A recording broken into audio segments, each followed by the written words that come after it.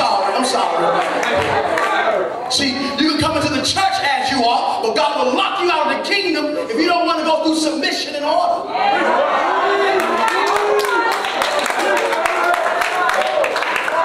So you got to know who somebody is to get a key.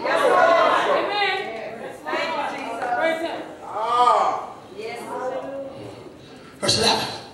The woman said to him, "Sir, thou hast nothing to draw with, and the well is deep. I come to Lake Wells, to this conference, and I got some deep issues going on. I got some stuff that's going to require a man, a woman of God who can go in my life and really deal with me, because you don't really know what type of person you're dealing with. You don't understand the issues I got going on. You don't understand what my mother's going through. You don't understand what my father's going through. Somebody abandoned me. Somebody left me for dead. Somebody molested me. Somebody raped me. Somebody said I would never be anything. So this well is deeper, and you want to embark in my life, Jesus, you got to have something to draw with. How are you going to entice me to believe in you?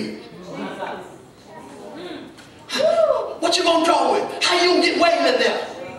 Y'all just saying something. If you have to reach way down, come on, Jesus will pick you. Come on, how you gonna get way in here and deal with that issue? Jesus, come on. Okay, I accept your ministry, but tell me how you gonna deal with this deep issue that can't nobody else see? That issue I shout over in church.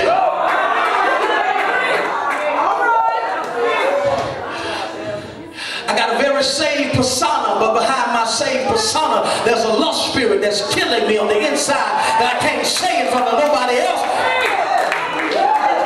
How you gonna get beyond my church persona? How you gonna get beyond my church act? Come on, can you see into my life? Can you see what I need? Can you see the areas I need you to work on? How you gonna get up in there?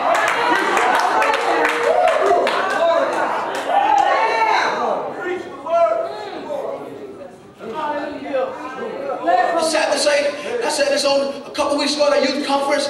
I said if we would all have a digital sign over our forehead, you'd be surprised what folk got on the inside of it.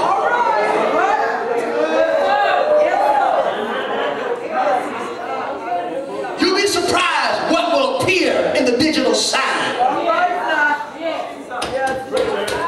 You'll be surprised. If we were all honest, we should have to wait to altar call to be at the altar, because really the word altar means to alter your steps, to alter your direction. And we should have to wait for somebody to call an altar call. When you're in the presence of the gift of God, you'll say, God, I know you got some tools and some utensils to get down in my well, because can't nobody else reach where they didn't get. I'm not waiting for the right mode. I'm past that. I want Jesus. I'm not waiting for the organ to play or the drummer to play. I'm not waiting for the preacher to tune. I got an issue in my life that I need you to get way down in. And I'm not waiting on a church mode. Someone said the well is deep, for which thou hast thou that living water. Art thou greater than our father Jacob? What is your greatness? Well, she asked Jesus, how great are you? Are you greater than the preacher I had in time before? Or are you greater than the encounter I had before? Because a lot of times we're not careful, we can tote trophies of what God used to do through us. I remember when I used to pray, how God used to move. Come on! You hear what I'm saying? I remember when I used to fast, God used to break chains and shackles. I can remember when I used to witness, folks used to get saved. And we'd carry all those trophies of where we've been. Jesus said, I ain't come to get your resume. I know what you don't know about you. I know what other folk don't know. I didn't come to ask you for your resume.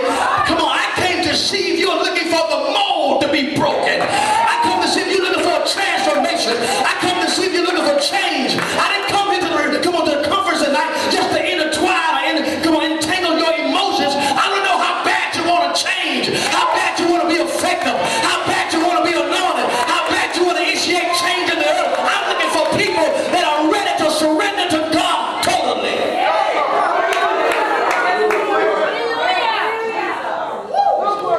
She's asking him, if I walk by faith and get this encounter you say I need to have, will it be greater than the encounter that I had before? Will it take the taste off out of my mouth from the last time I was at the altar? Some of you was at the altar, some of you young people was at the altar last year, this time. And I hope this year we didn't come to be in the same altar. This year the altar should just be about getting rid of. It should be about imparting. Because anytime something is taken out, something else has to be put in.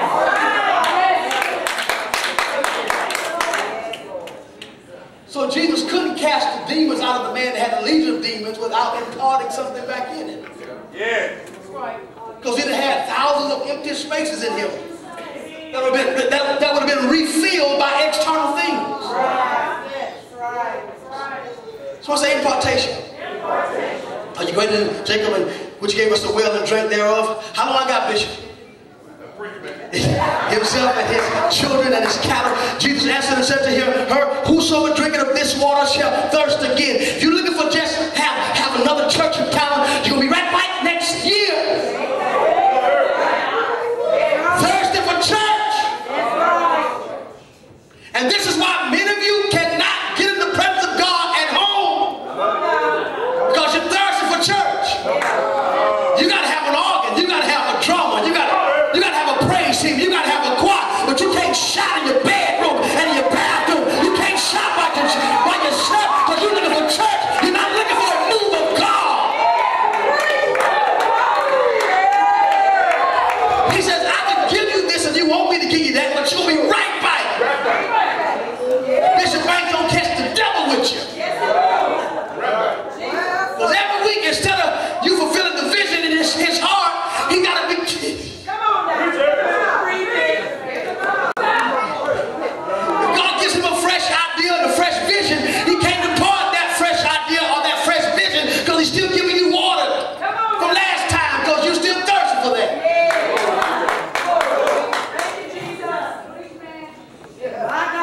You want to see a breakout of the anointing and an outpour? You want to see a move of God? Free your leader. That was a nugget right there. I guarantee you if you